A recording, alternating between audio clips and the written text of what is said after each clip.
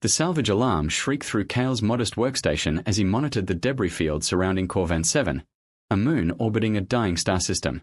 His weathered hands moved across the holographic display, tracking the trajectory of what appeared to be a high-class research vessel careening toward the planet's atmosphere.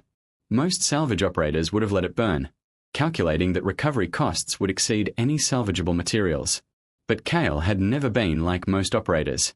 20 years of solitude in the far reaches of space had taught him that profit margins meant nothing if your conscience was bankrupt. He'd learned that lesson the hard way, back when he'd still worn the insignia of the Terran Coalition. Back when following orders had felt like the only path available to a lost young man searching for purpose. The salvage life had given him something better, the freedom to choose who deserved saving. Plotting intercept course, he muttered, his fingers dancing across the controls of the Meridian's Echo, the small but sturdy salvage vessel he'd named after an old Earth myth. The ship hummed beneath his feet as its engines engaged, propelling him toward what would likely become either a rescue mission or a recovery operation. Possibly both.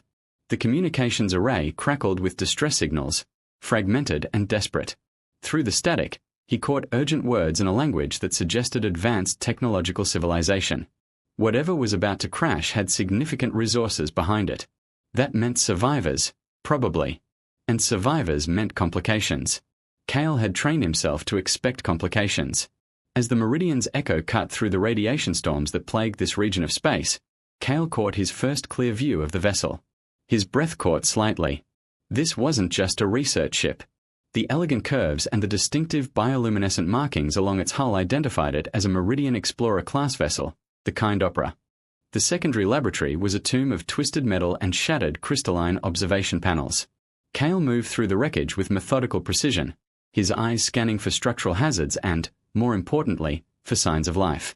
Behind him, Thessa moved with careful deliberation, her multifaceted eyes analyzing every damaged circuit and severed conduit with the precision of someone trained in systems repair. There, Thessa pointed toward a reinforced containment chamber sealed behind 3 layers of emergency bulkheads.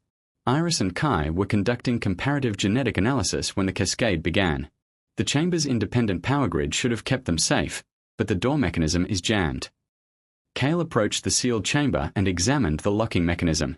The metal was warped and discolored, scorched by what appeared to be electrical arcing.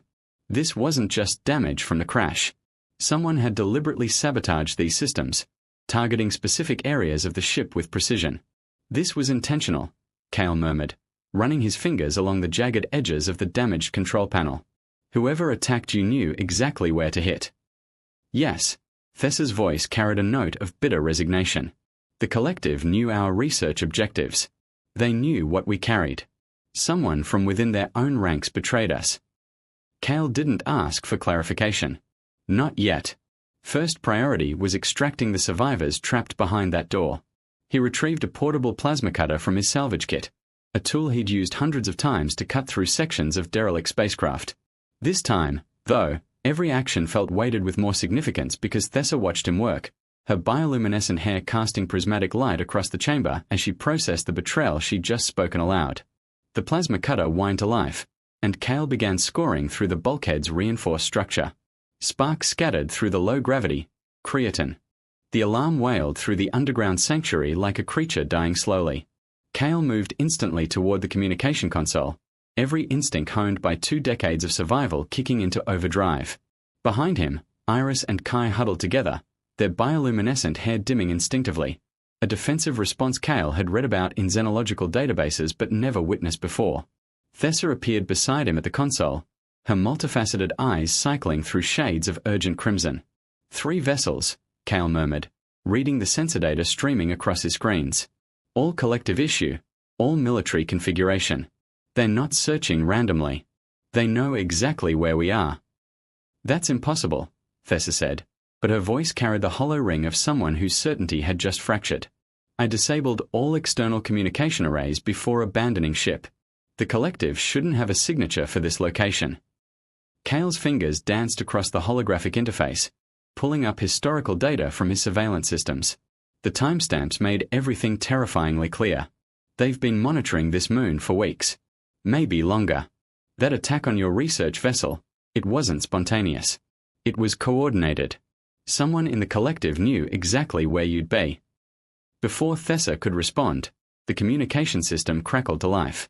A voice emerged from the static, masculine, cold, carrying the precise pronunciation of someone trained in military protocol. Research Team 9, this is Collector Rax Velling of the Collective Authority. You are ordered to surrender immediately. The genetic specimens and all associated research materials are to be transferred to our custody. Resistance will be met with lethal force. Thessa's entire form seemed to crystallize at the sound of that name. Her skin, which normally shimmered with subtle color variations, took on a pallid, almost desperate quality. Rax, she whispered, and the single word contain.